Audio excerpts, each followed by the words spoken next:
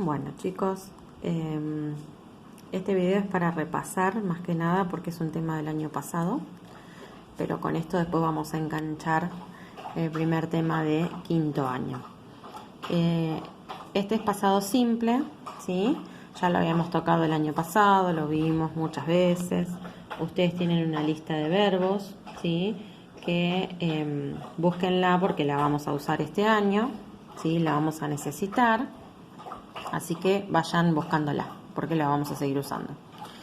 Bueno, básicamente para pasado simple teníamos dos tipos de verbos. Unos que se llamaban verbos regulares y otros que se llamaban verbos irregulares, que son los que vamos a encontrar en la listita. ¿Cómo hacemos para darnos cuenta cuál de estos dos es? Siempre nos tenemos que fijar primero en la lista de verbos que tenemos nosotros, ¿sí? Esa lista de verbos tiene lo que son los verbos irregulares. ¿Está? Entonces, cuando nosotros tenemos un verbo, lo que vamos a hacer es buscarlo en la lista de verbos. Lo vamos a buscar en la primera columnita, ¿sí? Por ejemplo, acá, go. Lo buscamos en la primera columna y si está, lo pasamos a la segunda columna, que en este caso de go dice que el pasado en la segunda columna es went, ¿sí?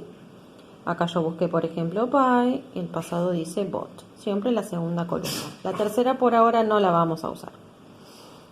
¿Qué pasa cuando yo no encuentro un verbo en la listita? Es porque es de los otros, es un verbo regular. Cada verbo que yo no encuentro en la listita, me tengo que acordar que al final le tengo que agregar ed. Yo acá les puse wash, por ejemplo, no está en la lista, entonces lo que hice fue agregarle ed. Like, como ya tiene la E, tampoco está en la listita, lo único que le agregué es lo que le faltaba, que es la D. ¿Sí?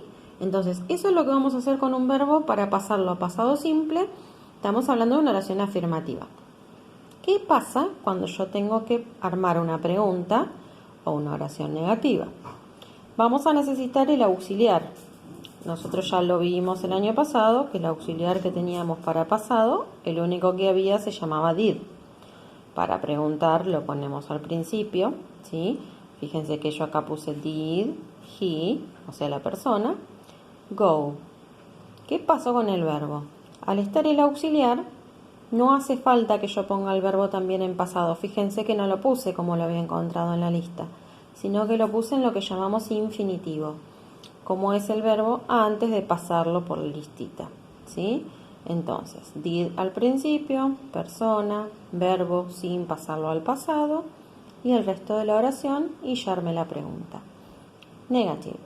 Primero la persona. Did not o didn't, como ustedes lo quieren abreviar. Y el verbo, en este caso, también en infinitivo, o sea, no va en pasado, ni en segunda columna, ni con ed, ni nada. Así como está el verbo, lo dejamos. ¿Sí?